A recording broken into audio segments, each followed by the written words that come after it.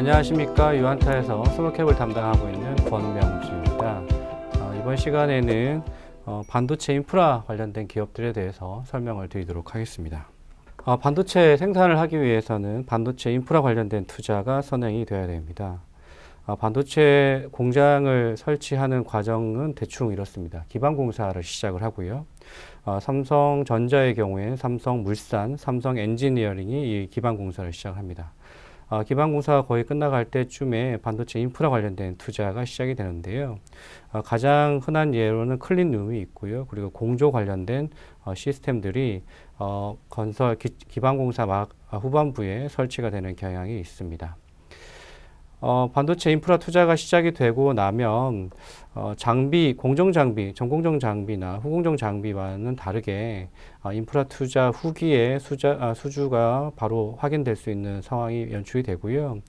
타임라인에 대한 변동성이 굉장히 낮습니다. 그렇기 때문에 2020년 이후에 삼성전자 평택 3공장에 대한 수혜가 이어졌다라고 하면 2023년과 2024년도에는 삼성전자가 진행을 하고자 하는 삼성전자의 평택 4공장, 미국 공장, 이 공장에 대한 수혜가 이어질 것으로 예상이 되고 있습니다. 반도체 인프라 관련된 기업들을 설명을 드리는 이유가 이 부분 때문인데요.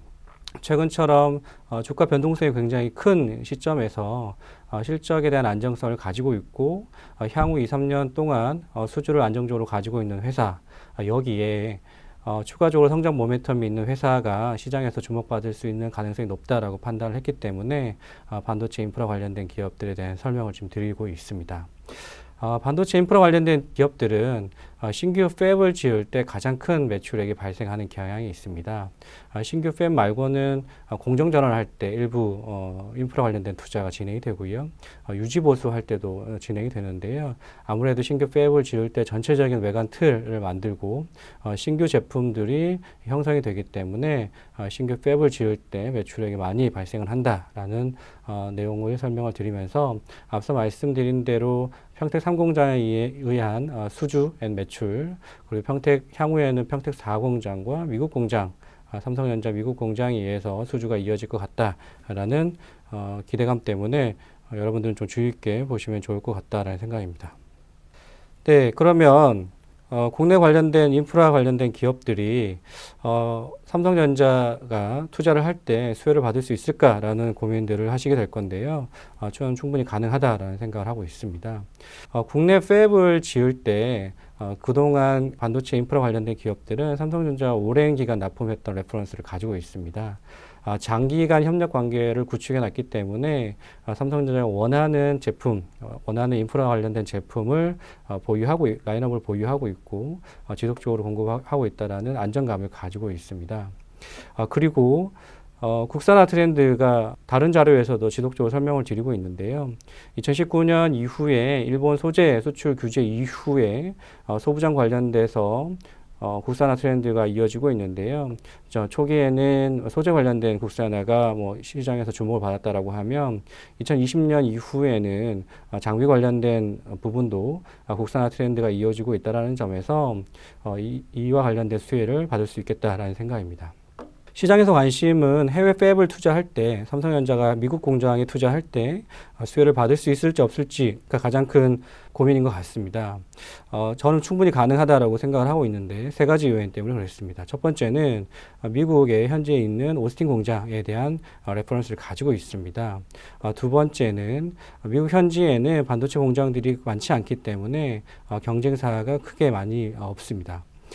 반도체 팹을 지을 때 거기 납품하는지 안 하는지 여부는 크게 두 가지 이슈인데요. 경험이 있어야 되고요. 그리고 관련된 밸류체인에 속해 있는지 없는지가 가장 큰 요인인데 경쟁사가 없다라는 점은 가장 큰 메리트로 작용을 하지 않을까 싶습니다. 세 번째는 국내 기업들의 공통적인 특징인데 현지 대응 및 AS가 굉장히 빠른 속도로 대응을 할 수 있다는 점입니다. 공장을 짓는 시기가 정해져 있기 때문에 납품 시기가 굉장히 중요한 이슈인데요. 해외 기업들보다, 해외 경쟁사들보다 국내 기업들이 이렇게 발빠르게 대응했던 오랫동안 레퍼런스를 가지고 있기 때문에 국내 팹 이외에도 해외 팹을 할 때도 이와 관련된 부분들이 굉장히 크게 부각될 가능성이 높다라고 보여지고 있습니다. 국내 인프라 관련된 기업들이 최근의 공시들을 보시면 미국 현지에 공장을 짓거나 관련된 법인을 지금 짓거나 아니면 설치를 하거나 아니면 확대하는 경향들을 보이고 있거든요. 미국 현지에 대한 투자가 시점이 멀지 않았다는 걸 확인할 수가 있고요. 관련돼서 인프라 관련된 기업들은 초기부터 수혜를 받을 가능성이 높다라고 판단을 해볼 수 있겠습니다. 제가 처음에 서두에 관련된 기업들이 안정적인 실적을 가지고 있고 그 다음에 추가적인 성장 요인이 가지고 있다라고 말씀을 드렸는데요. 이와 관련된 설명을 좀 드리도록 하겠습니다. 반도체 인프라 관련된 기업들은 반도체에 국한되어 있지 않습니다. 이렇게 됐던 가장 큰 이유가 반도체, 디스플레이, 태양광 비즈니스를 보시면 대부분 다 진공 상태에서 전공정이 이루어지기 때문입니다.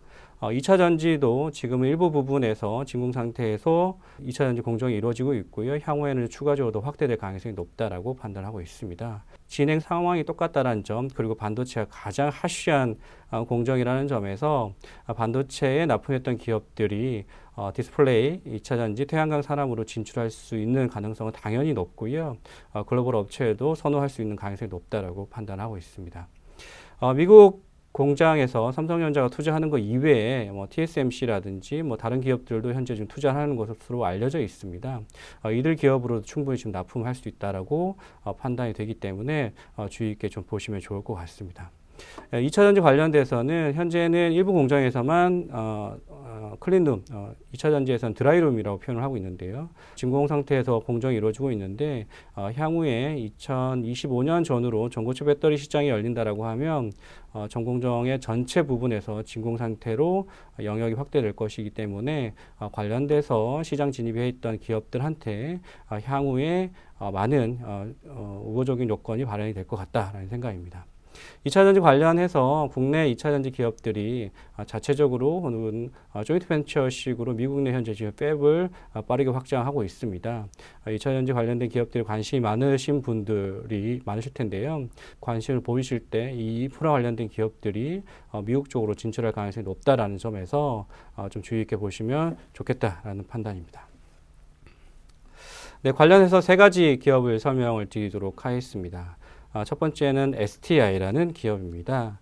STI는 인프라 관련된 항목 중에서 CCSS라는 중앙약품 공급 시스템을 납품하는 회사입니다. 삼성전자가 메인인 매출처를 가지고 있고요. 최근에 올해 미국 진출을 위해서 현지 법인에 50만 달러를 납입을 했고 미국 진출에 대한 준비를 하고 있는 상황이다라고 표현할 수 있겠습니다. 최근에 수주가 지속적으로 올라오고 있는 상황이고요. 2022년 3분기 실적도 좀 나왔는데 향후에도 앞서 말씀드린 평택 4공장과 미국 공장에 의한 수주 기대감이 높기 때문에 발전 가능성이 높다라고 보여지고 있습니다. STI는 디스플레이 관련된 수주도 CCSS도 지속적으로 받아왔던 기업이고요. 관련돼서 삼성전자가 최근 3분기 실적 발표 이후에 디스플레이 관련돼서 3주 투자, 인프라 관련된 투자를 진행하고 있다라고 표현을 했기 때문에 관련된 수주에 대한 기대감이 높다라고 보여집니다. 이외에 STI는 폴더블과 플립칩 BGA 관련된 쪽으로 비즈니스를 현재 지금 영역을 확대하고 있습니다. 폴더블 디스플레이 관련돼서 삼성전자가 추가적인 투자를 할 때 이 회사가 그동안 300억을 넘는 R&D 투자를 하면서 준비해 오고 있는 이 OCR이라는 장비에 대한 매출 성장을 기대를 해볼 수 있을 것 같고요. 삼성전기, LG노텍 관련돼서 이 기업들이 지금 최근에 플립칩 BGA 관련된 투자를 진행하고 있고 내년에 진행할 예정인데 관련돼서도 플립칩 BGA 현상기 관련된 매출액이 현재 지금 나오고 있습니다. 전체 매출액에서 10에서 15% 정도가 신규 비즈니스로 형성이 된다라고 하면 회사의 밸류에이션이 달라지는 경향들이 있습니다. 지금 올해가 신규 비즈니스 관련돼서 매출액이 10% 이상이 넘어갈 것 같고요. 내년에는 추가적인 성장으로 인해서 매출액 전체에서 15에서 20% 정도가 비트할 것 같습니다. 그렇다라고 하면 그동안 CCSS 인프라 관련된 기업이기 때문에 밸류에이션을 낮게 받았었는데요. 신규 비즈니스를 통해서 밸류에이션에 상향되는 요인을 작용할 수 있을 것 같다라는 판단입니다. 현재 밸류에이션은 뭐 7, 8배 뭐 수준입니다. 컨셉에 따라 좀 다르긴 하지만 7배, 8배 내년 기준으로는 6배로 좀 떨어지기 때문에 굉장히 매력적인 구간이다라고 판단할 수 있고요. 앞서 말씀드린 대로 삼성에서 디스플레이 관련된 투자, 특히 폴더블 관련된 디스플레이 투자가 이루어진다라고 하면 STI를 좀 주의 깊게 보시면 좋을 것 같다라는 생각입니다. 두 번째는 신성 ENG입니다. 클린룸 관련돼서 가장 대표적인 기업이다라고 설명을 드릴 수 있을 것 같습니다.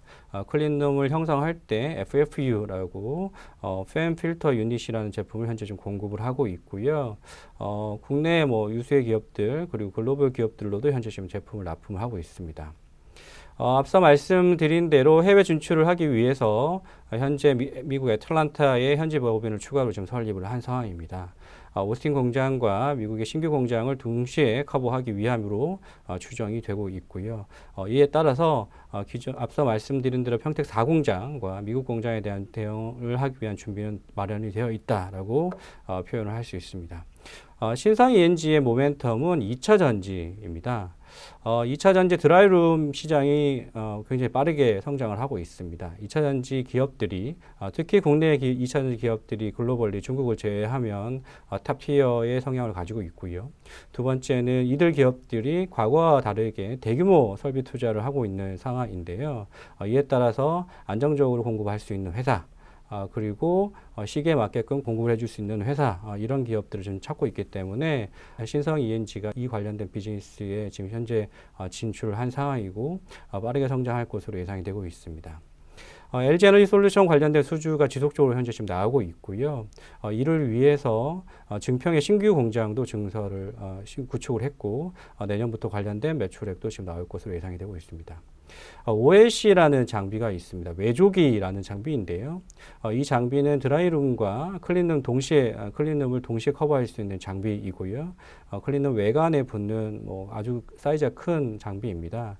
앞서 말씀드린 증평 공장에서 관련된 장비를 생산 납품할 예정으로 가지고 있기 때문에 향후에 신규 공장에서의 매출 성장을 뚜렷한 매출 성장을 확인할 수 있을 것 같다라는 생각입니다.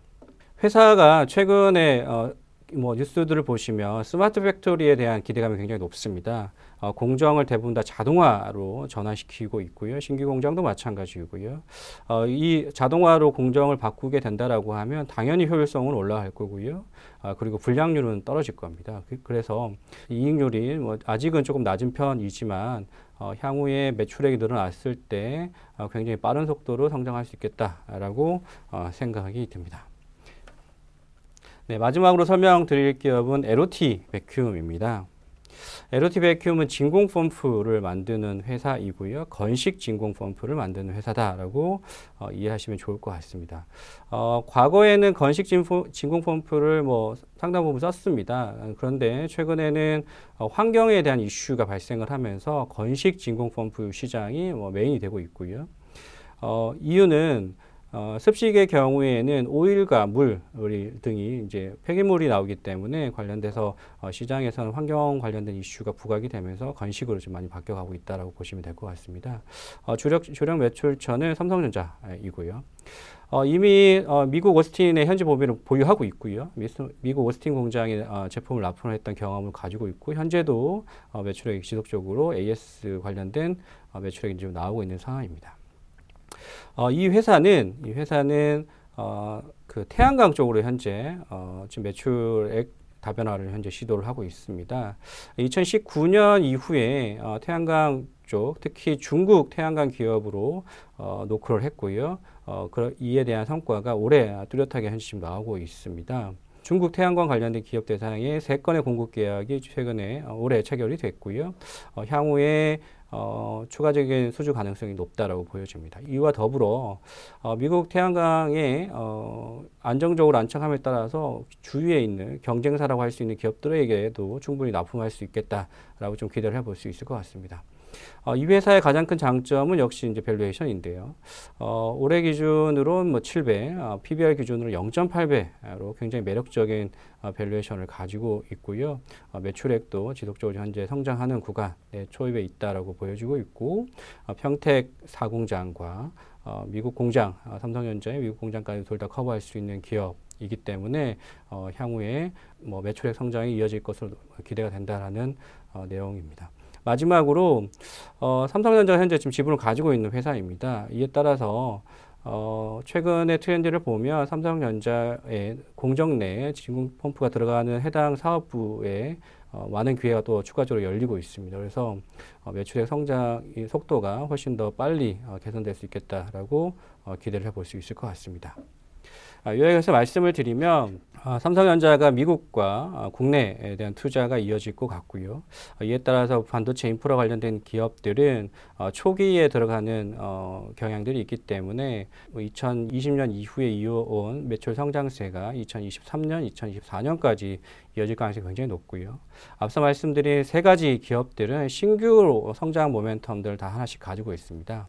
STI는 디스플레이와 플래시 BGA, 신성 ENG는 태양광, 신성 ENG는 2차전지, LOT 베큐움은 태양광, 이렇게 신규 모멘텀을 가지고 있기 때문에 향후에 매출액 성장과 더불어서 이익률 개선도 동시에 발현될 가능성이 높다라고 생각이 들기 때문에 주의 있게 보시면 좋을 것 같습니다. 네, 이상으로 반도체 인프라 관련된 설명을 마치도록 하겠습니다. 감사합니다.